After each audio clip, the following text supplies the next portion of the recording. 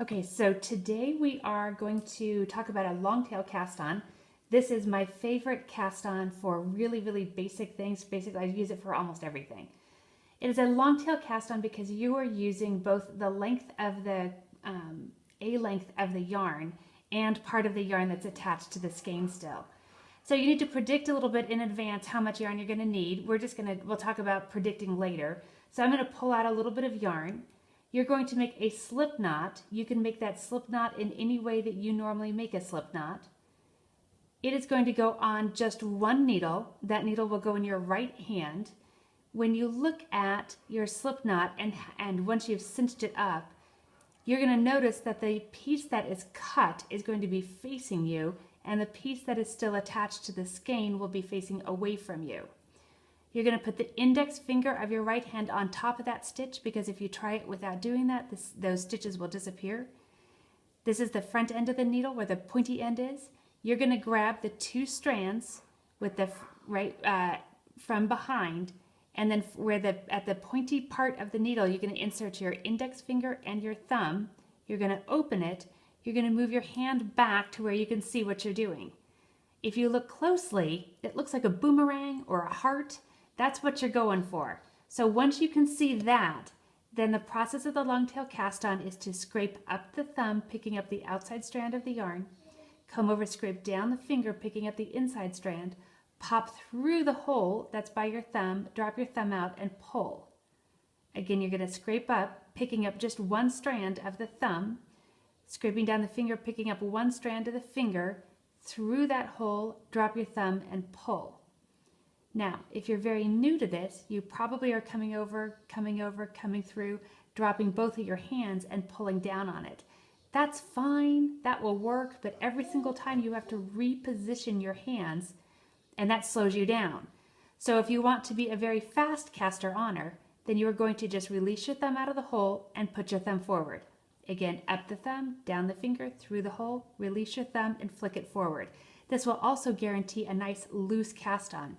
You want to see that your cast on can easily move up and down the needle. If you're having to, just barely being able to get it to move at all, you need to take it out and do it again. So again, scraping up the thumb, down the finger, through the hole, and flicking. Once you get used to that, this is what your cast on would look like. You'll impress all of your friends by being like the fastest caster oner in the group. And that's why you want to get used to just that simple little flick of the thumb forward.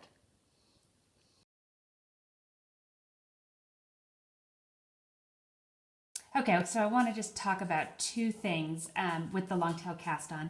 Number one is the slip knot. Again, there are so many ways of doing this, so I'm going to just show you a couple. One is you can take that cut end, you can put them over that one strand over two of your fingers, make an X over it, and you can just grab your needle, come through, and that makes a slip knot. You can do the other method that I used first. You make a loop, fold it over. It looks a bit like a pretzel, and you're picking up the bottom strand.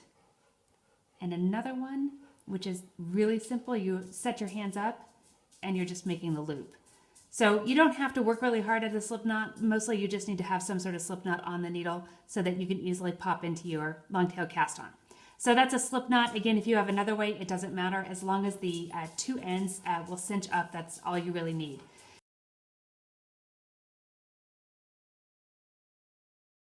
In terms of predicting how much room do I need to make a longtail cast on, what most people do if they really are concerned about this, they predict they're going to leave like a 6 to 8 inch tail, right?